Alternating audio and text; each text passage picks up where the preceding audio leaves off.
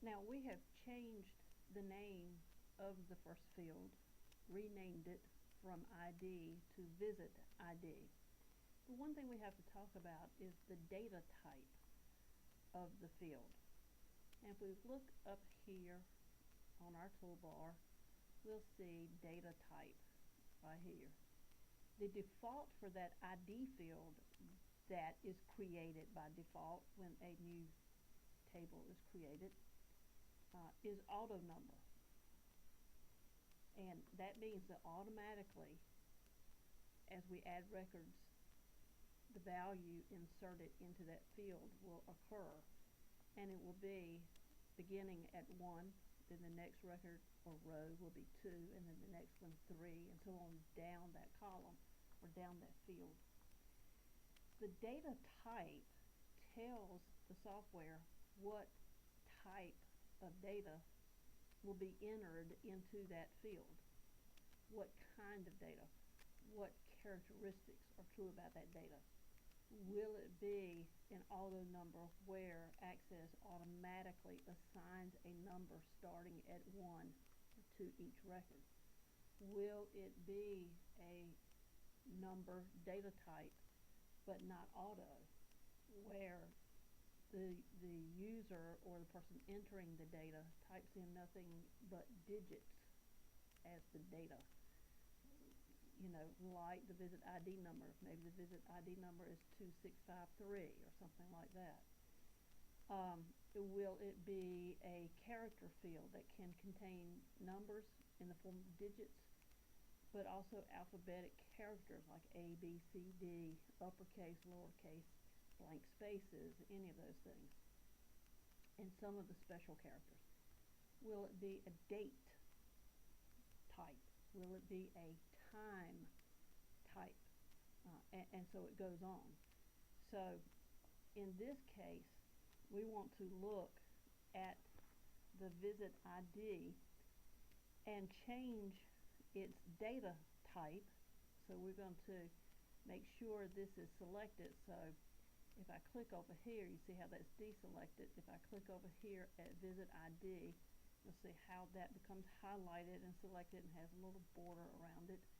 And I'm going to go up here to data type and click on that list arrow, and your book has you change this one to short text.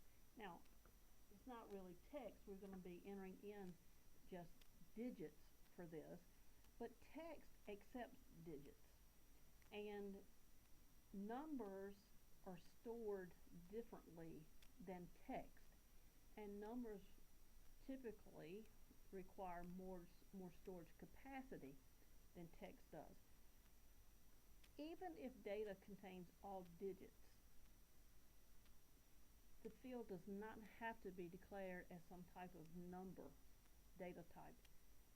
If the digits are not being used in any type of calculation, then it's okay to refer to it as text. It's only for identification, not for any type of arithmetic or calculational process. So zip codes can contain all digits if you're just using the 5 digits. But we could define it as a text data type because you're not doing any calculations with those. Same thing for phone numbers, social security numbers, and all of those things if you leave the special characters out like the hyphens. And so those are not used in calculations, so we do not want to define them as some type of number. We want to define them as some type of text. Or if we have a more specific data type that applies to that, we can use that. Okay, so we change this to short text, excuse me, and then we want to add a new field. Okay, so we're going to add the rest of the fields that belong to the visit table, and so in order to do that, if we click over into where it says click to add at the field level, notice that we can click there and we can choose short text, number, currency, which would be money, date and time, a yes or no, whether you want to create a checkbox where you check something to select it or uncheck it to deselect it. That's the same thing as true and false. lookup and relationship, rich text, long text, attachment. Again, excuse me, my throat's getting dry. And then you can see the rest of those items there. So, but I'm going to go back up here in the add and delete group here, and so I want to add a field. In this case, we're going to add it as short text, or I could do it from here like I showed you, short text here, or I can do it right here. And when I do it right there, it inserts a new field and calls it field 1 by default. And notice that you've got a new click to add column to the right of that. Well, here the name field 1 is highlighted, so guess what? We can go ahead and rename that right here. So guess what we want to call this? Patient ID. Okay? So there we go. And we've already defined the data type once we click short text up here. Okay? And so the next field we want to add is a date and time field. So guess what I'm going to choose up here? Okay, I'm going to do enter, and I'm going to do date and time. And notice that field 1 comes up there again, but I want to call this visit date. Okay, and then my next field, I'm going to go to the click to add, which brings up this menu here, which offers me the same options that I had in the add and delete group over here. So I'm going to go over here this time and choose short text from here, just another way to do that. And the next field is called reason. Okay, and then I'm going to press the enter key. And then finally, my next click add, I'm going to do a yes no. Okay, and I'm going to call that walk-in. Were they a walk-in patient? You know, or did they have an appointment? If they were a walk-in, then they did not have an appointment. Okay, so now we have all 5 fields listed here. So we're doing good. Okay, now I want to click into this first row below visit ID, and you'll notice that there's a little asterisk there. And so there we're seeing a row indicator. The asterisk always means new record. Okay, you'll notice that the row that is your current row, where your insertion point is, which is that vertical blinking line there, that first row, the row that's highlighted is the current row. The column that's highlighted is the column, is the current field, I'm sorry. So you'll see that visit ID is highlighted in a different color than the rest of the fields. And the row with the asterisk in it is highlighted as well. So I want to add some data here. So for my first record, I'm going to go here under visit ID, and I'm going to type in 1550.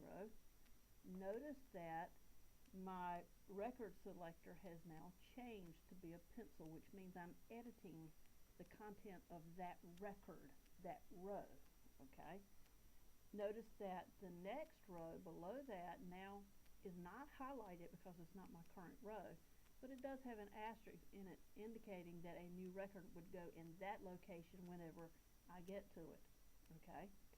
So I want to go over to patient ID now, and there are a couple of ways I can do that. I can go over here and click in it like that, or if I'm back under visit ID, I can tab over it. Either way works. So I'm going to type in the first patient ID number. Okay, and I'm going to either tab over or click over. And for the visit date, I'm going to do 12/1/15. Okay, and I'm going to tab over again. And this time for the reason, influenza, which is flu. Okay. And I'm going to tab over to the next column or the next field, walk-in. And in this case, I'm going to press the space bar, and that puts a check mark in there. Okay, so we want to enter the remaining data, so I'm going to tab, and notice click to add is not an actual field, so when I tab, my insertion point goes down to the new record row, where the asterisk is beside of that row. And so I'm going to go ahead and enter in the rest of these records now. So I won't talk through all of this, but anyway, and your instructor probably has a little age on the rest of you, and so my vision, it might slow me down just a little bit, but we're going to see what we can do here. So I'm adding in the second record here, and let's see, and it's 2015, and guess what? I didn't do it on purpose, but I see that I've made a mistake on the first record by putting in the wrong year for the visit date.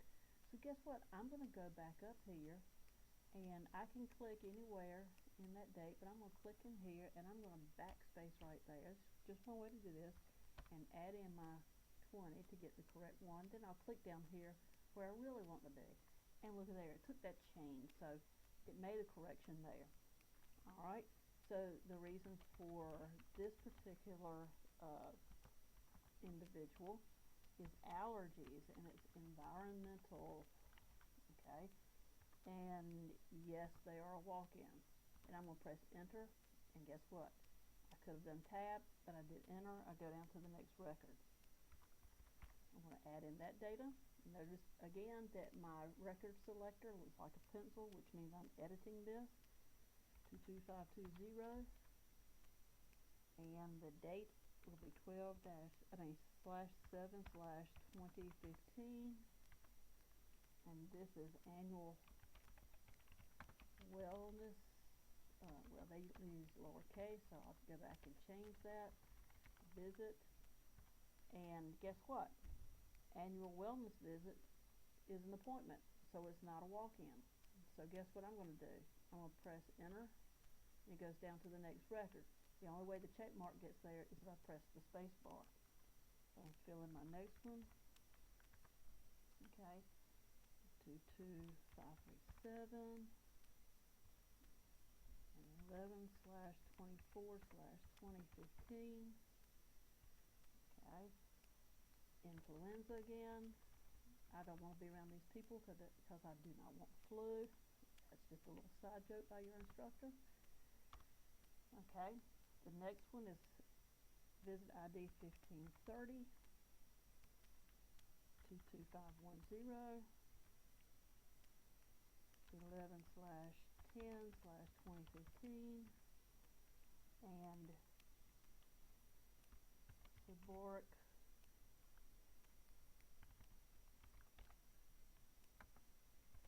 dermatitis. And I'm sure everyone knows exactly what that is, right? Okay. It is not a walk-in, so we're going down to the next record, 1564, 22512, 1/5/2016. Okay. Annual wellness visit. Okay. Is not a walk-in. Okay. Next record is 1575, patient 22513, date is 1/13/2016, and this is going to be a broken leg, and I bet if it's just happened, it's a walk-in, and yes it is. Can you relate to this? Your visit ID for your last one is 1538. Patient ID is 22500. Date 11/17/ and look at here, it goes back to 2015. Isn't that interesting? Not 2016. Migraine. And I guess it popped up all of a sudden, so it's a walk-in. Okay, So there we go. We have all of the records